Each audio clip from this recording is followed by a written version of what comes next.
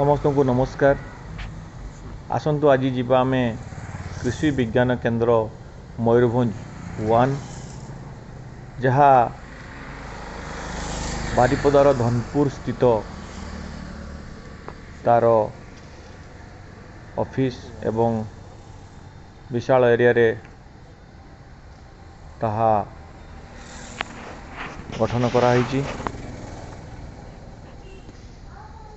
देखंतु आपण माने एकर एकर जमी रे एठारे केमती धान लगा होईची। विभिन्न किस्मर धान गवेषणा करी ताहा एठारे धान गछ लगा जाए।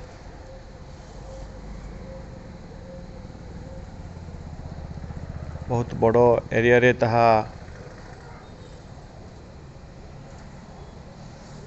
अवस्थापित होईची। देखो धान एबे अमल धान गछरे हो साराणी। आपण देखि पारुथिबे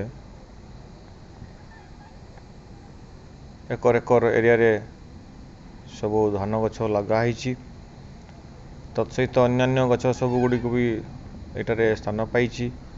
चलंतु आमे भितर को प्रवेश करिवा।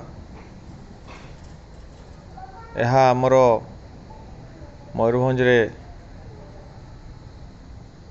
प्रथम होईची। तत्परे कृषि विज्ञान केन्द्र नंबर 2 मध्य रायरंगपुर रे मध्य स्थापना होईची। किंतु यह होची सर्व पुरातन। बहुत पूर्वरु यार स्थापित होइतिला। देखंतु केते सुंदर कृषि विज्ञान केन्द्र मयूरभंज 1। सेपटे तांकर रहिला एडमिनिस्ट्रेटिव बिल्डिंग ऑफिस रो मेन कार्य ऑफिस फंक्शनिंग होची। वर्तमान में एपटे आसंतु देखिवा तार आइकट एरिया तार बाउंड्री एटे आपन को दर्शा जाईची कोठारे कोन सब अच्छी।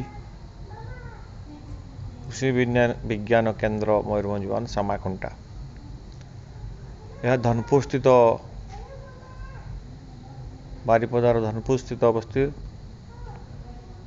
लुलुंग जीवा रोड रे हमर पड़िबो। प्राय आपण माने समते आसंतु एठरे देखिबे ओ भलिया सब विशेष कर धान चाष करा जाए। विभिन्न किस्मर धान को गवेषणा करा जाए एवं धान आपणकर किस्म अनुଯାयी एटारे ट्रायल करा जाए ताको अमल करा जाए। देखंतु आपणकर सब जो धान गछ लागिची ताहा वर्तमान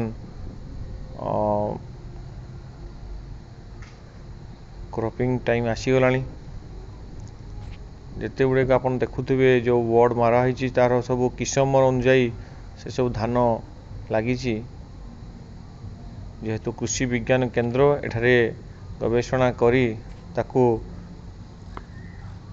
को भलिया एवं केते दिन भितरे हबो केमिति अमल हबो केते इल्ड दबे से हिसाब रे से माने सब गवेषणा करी ताहा लगाई थांती एवं ताकू जो धान बिहन आसे बाहरिबो ताकू अन्य मानकू जो चाषी मानकू ताहा प्रदान कराई था। जा फल रे चाषी माने अल्प उपयोग रे भल धान अमल करि परिबे। कृषि विज्ञान केन्द्र मयूरभंज सुंदर भाव तांकर डिस्प्ले करिसेंती। बहुत भलो लागिवो। वर्तमान आसंतु किसी नर्सरी भी होईची आपनकर जेमति कि बाइगण गछ रो चारा विभिन्न किस्मर बिलाती गछ आपनकर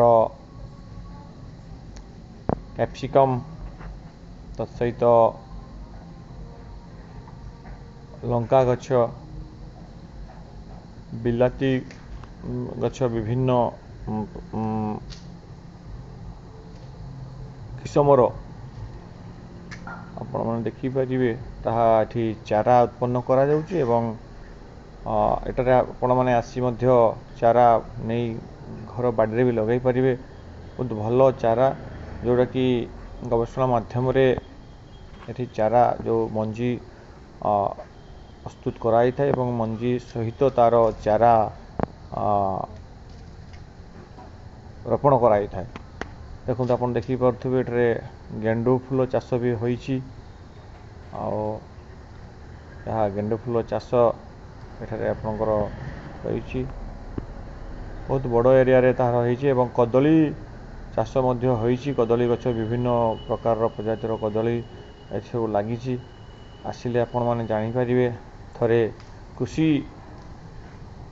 ବିଜ୍ଞାନ କେନ୍ଦ୍ର ମୟୂରଭଞ୍ଜ 1 ସମାଖୁଣ୍ଟାରେ ବୁଲି ଯାଆନ୍ତୁ।